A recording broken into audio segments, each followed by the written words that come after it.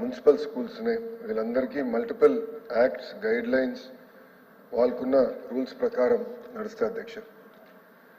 అధ్యక్ష ఒక్కసారి కానీ చూస్తే ఇప్పుడున్న పరిస్థితుల్లో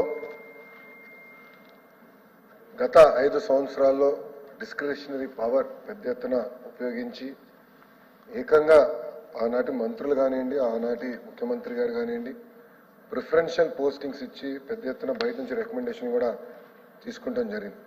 ఇంతేకాకుండా అధ్యక్ష ఎన్నికల టైంలో కూడా అడ్డగోలుగా ట్రాన్స్ఫర్లు జరిగినాయి అధ్యక్ష.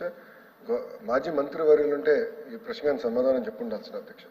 ఆనాడు 1100 కేసులు ఏకపక్షంగా ఆనాడు ట్రాన్స్ఫర్ కూడా చేస్తాం జరిగింది. ఎక్కడ కానీ పాయింట్ సిస్టమ్ కూడా పాటించలేదు.